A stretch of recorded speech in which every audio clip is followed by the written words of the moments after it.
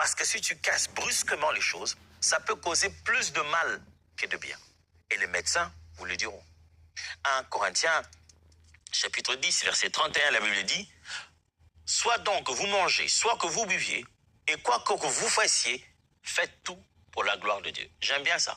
Paul rappelle que manger, boire, le style de vie, tout notre style de vie devait être pour la gloire de Dieu. Ce n'est pas seulement le jeûne qui est pour la gloire de Dieu, mais aussi le moment où vous commencez à reprendre à manger, à boire. Ça aussi, ça doit être pour la gloire de Dieu. Alors, sortez du jeûne avec un style de vie. Ne faites pas du jeûne juste une performance isolée. Ça a régulé quelque chose en toi. Ça t'a redonné l'opportunité de manger sainement.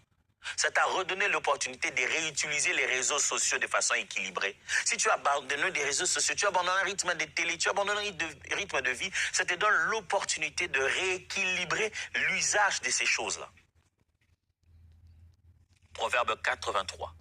Garde ton cœur plus que toute autre chose, car de lui viennent les sources de la vie. Là, tu as jeûné. Là, tu as prié.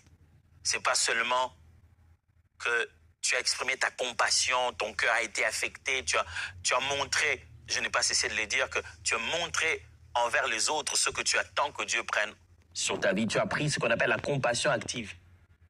Ce n'est pas pour le jeûne seulement. Non, ça doit devenir un rythme de vie pour le reste du temps. Parce que là sortent les sources de la vie. Si pendant le temps de jeûne, il y a une affectation de ton homme intérieur, ton cœur, tu as eu le temps de le revisiter, de savoir comment il est, gardez-les, mon frère, c'est pour tout le reste du temps. Il y a des habitudes qui s'apprennent pendant le jeûne, qui doivent rester dans la continuité de notre vie. Et enfin, 5, il est important d'avoir foi, mais aussi sagesse en ce qui concerne la relation entre le jeûne et le corps humain. La relation entre jeûner et vivre ça physiquement. Faites bien l'équilibre. On a la foi que le Dieu qui nous envoie jeûner nous gardera, nous protégera pour ça. Mais on a aussi sa sagesse pour ne pas faire de folie par rapport à ça. La foi, mes amis, n'exclut pas la sagesse. Matthieu chapitre 4, verset 7. Jésus lui dit, il est écrit, tu ne tenteras pas le Seigneur ton Dieu. Jésus est en train de jeûner, il a fini de jeûner, le diable vient le tenter, le diable fait tout plein de choses. Jésus lui dit, je ne ferai pas ça. Il lui dit, jette-toi de là où tu es, descends, et ce qui va se passer, c'est que, voilà, les anges vont te rattraper. Il dit, il est écrit, tu ne tenteras pas le Seigneur ton Dieu. Mais là, puis il se dit, moi, je suis un homme spirituel, et puis moi, je suis Jésus de Nazareth. Je vais te démontrer. Ne fais pas des excès de zèle à cause du jeûne. Reste sage. Prie avec foi, mais reste sage.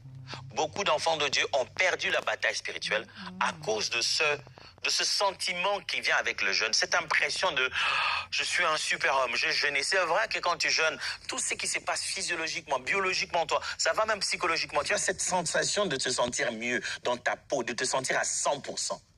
Et le diable en profite parce que ça peut t'amener à l'orgueil. Et il te demande de faire des efforts spirituels qui sont des démonstrations d'orgueil plutôt que des véritables démonstrations spirituelles. Alors reste sage. Ne te dis pas, on était en train de jeûner, on a jeûné tous 21 jours, mais moi je sens que je dois faire jusqu'à 40. Il faut qu'au bout de tes 40, tu aies vraiment fait ce que Dieu voulait. Parce que tu peux mettre ton corps en danger. Tu peux mettre ta santé en danger. Parce que tu as voulu un exercice plus long. Tu as pensé que plus loin tu irais, plus loin le Seigneur irait avec toi. 2 Jean chapitre 2, la Bible dit ceci. Bien-aimé, je souhaite que tu prospères à tous égards et sois en bonne santé, comme prospère l'état de ton âme. Jean le dit bien, à tous égards et en bonne santé, comme prospère l'état de ton âme. Ne va pas faire que le jeûne donne une prospérité intérieure et détruise le corps. Si l'âme va pour le mieux, si ton homme intérieur va pour le mieux à cause du jeûne, ça doit affecter aussi ton corps, ça doit affecter aussi les autres aspects de ton être. Je vais parler. Je n'ai pas abordé la relation corps, physique, le niveau matériel de l'être humain avec le jeûne comme l'aborderait un médecin. Je me suis réservé de vous donner ici des informations médicales que vous pouvez trouver.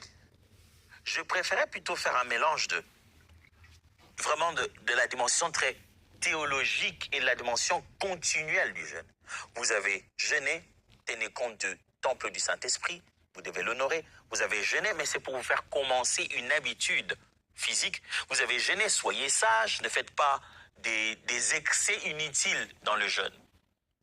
Concrètement, il faut faire quoi? 1. Décidez d'une habitude corporelle simple quand vous jeûnez. Au niveau de votre corps, décidez d'une habitude corporelle simple. Eau, de l'eau, la marche, le sommeil. Alignez cela avec votre jeûne. Ça signifie que pendant que vous êtes en train de jeûner, décidez d'une bonne habitude. Quand vous jeûnez, je fais mon repos, je dors à 22 heures parce que je dois me réveiller à minuit pour prier. Quand je jeûne, je dois marcher parce que je préfère faire une prière en marchant. Quand je jeûne, je prends de l'eau, de la bonne quantité. Mettez des bonnes habitudes qui peuvent changer votre vie. Mettez-les à l'intérieur de la prière. Ne comptez pas seulement ce que vous éliminez, comptez aussi les habitudes que vous prenez. C'est pourquoi ne jeûnez pas seulement comme ça. Quand vous avez prévu un programme de jeûne, mettez vraiment un programme. Placez des heures, des moments. Soyez méthodique. 2. Essayez ce qu'on appelle une journée Daniel. C'est-à-dire d'un repas sobre. Avec des moments de prière centrés sur la consécration. Vous n'avez jamais jeûné, vous n'avez jamais réussi à le faire, vous avez peur que votre corps réagisse mal. Commencez par des journées Daniel. C'est-à-dire, comme Daniel, on l'a lu pendant cette semaine, il a mis tous les mets délicats de côté, viande et reste. C'est-à-dire, vous prenez du fruit, des légumes, c'est ce que vous mangez pendant la journée, à une heure bien particulière, mais vous vous concentrez à la prière. Vous avez de la force quand même, votre corps continue à fonctionner. Peut-être que vous avez des problèmes de sucre ou de diabète, ou vous devez prendre des médicaments. Vous avez abaissé, un peu diminué le rythme, mais vous ne perdez pas votre santé. 3. Planifiez des micro-pauses de prière. C'est-à-dire, 2 fois pendant le jeûne, imaginez que vous jeûnez et vous allez au bureau. Vous ne saurez pas nécessairement avoir 1 heure de prière parce que votre emploi du temps est juste que vous rentrez à la maison épuisé. Alors faites-vous de petites pauses de prière pendant la journée. 5 minutes, 10 minutes, 3 minutes. Vous avez un petit moment, c'est la pause. Vous quittez tel étage, priez. Chaque petite pause, utilisez-la pour rester concentré à Dieu. 4. Établissez une règle de reprise. Quand vous avez fini de jeûner, établissez des règles de reprise. Quand je finirai de jeûner, je vais reprendre d'abord à prendre la bouillie le matin. N'est pas qu'un programme de ce dont vous vous privez, et aussi un programme de comment vous redémarrez après votre privation. Et enfin, si vous avez une condition médicale, parlez-en à un professionnel, parlez-en à un médecin, parlez-en à quelqu'un avant de pouvoir vous entamer réellement de long jeûne. Dans ma petite vie de pasteur, je sais que j'ai jeûné dans mon jeune âge des mauvaises manières. Et depuis un moment, chaque fois que je prends un long moment de jeûne, je commence d'abord par un check-up général. Je vais voir mon médecin, je fais tous les tests, j'essaie de savoir comment je vais avant de me lancer un long moment de jeûne. Posez cette question, ça vous rend pas moins spirituel. Si vous voulez prendre un long moment de jeûne, voyez les professionnels. Laissez-moi prier pour vous. Père, on a parlé beaucoup du jeûne. Je prie que ça ait donné envie, soif, désir de jeûner. Mon frère, ma soeur qui m'écoute ici, quelqu'un a perdu l'élan de jeûne. Il ne jeûne plus comme avant parce que quelque chose s'est perturbé entre-temps, le corps, la chair, ou alors les objectifs, les motivations, ça n'a pas été bien fait et les résultats surtout. On donnait l'impression que le jeûne ne servait à rien.